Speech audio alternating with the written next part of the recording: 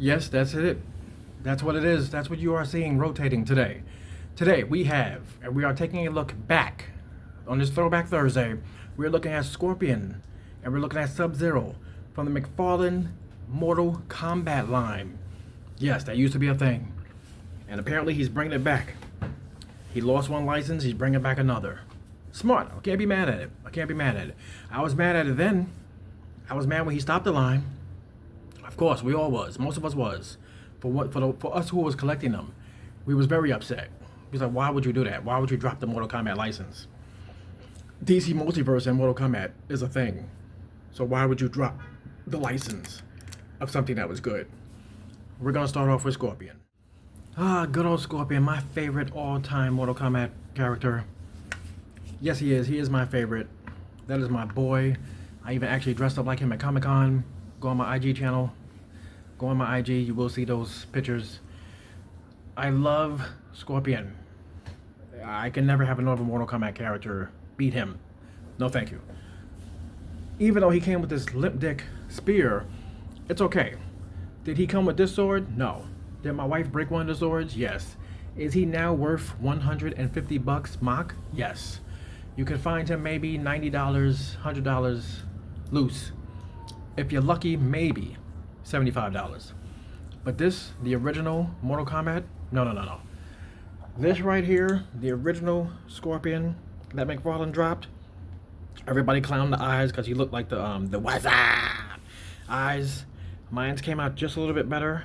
You know, he doesn't look that bad, not at all. But I always wanted to give him a wired harpoon. Clearly I never did, as you can see.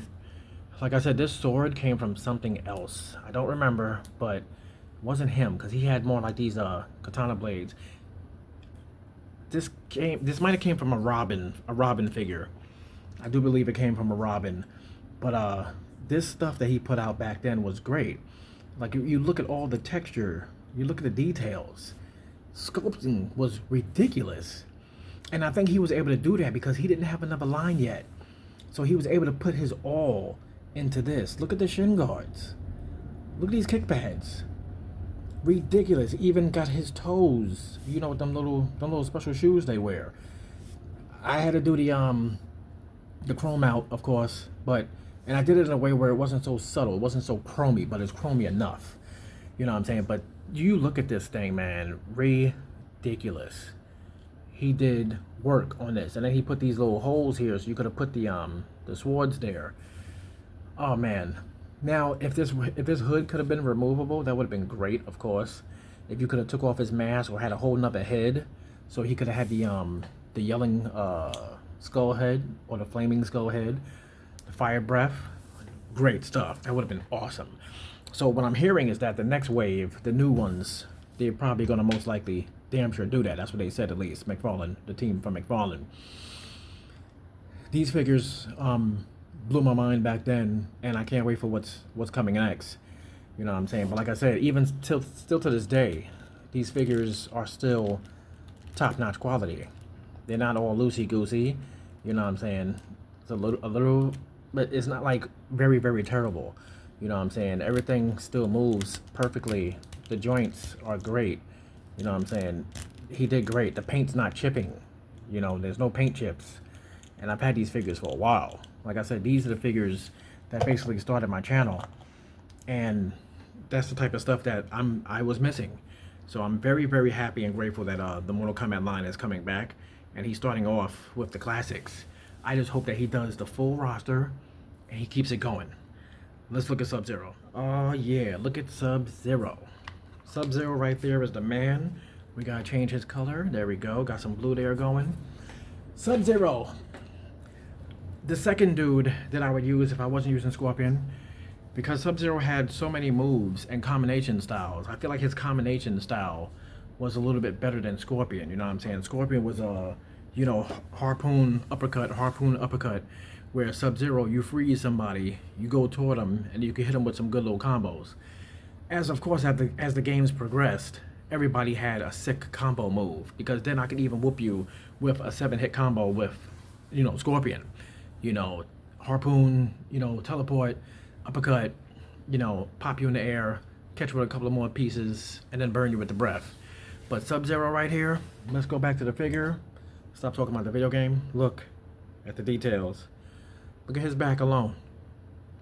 His back alone, so much detail. So much creativeness. People will say Uggo elbows. It's a damn toy. Okay, let's not talk about Uggo elbows. It's a toy. If these had been able to come out, that would have made this figure that much better. But these was just all molded parts. Molded, everything was molded that you can see, all molded. He didn't have nothing where you could just take it apart and look at that. That would have been great too. He would have had 4 of them. 1, 2, 3, 4, 5, 6. Let's keep counting. Sorry, 7, 8, 9, 10. He would have had 10 add-on accessories on his gear alone, which would have been crazy. He did come with some nice stuff. He came with the ice picks, or he came with one of these and the skull. But yeah, because I have both versions. I have the Frost Out edition too. That was a GameStop exclusive. But anyway, I got the 2 ice axes here in hand. Oh, this is a cringy video. Who cares? Don't care. Him too. Another one. Stood the test of time. The joints aren't all loosey-goosey. Everything is good. It looks nice. And for $20, you know what I'm saying, you was getting your money's worth. Because Storm Collectibles was the only ones producing Mortal Kombat at the time.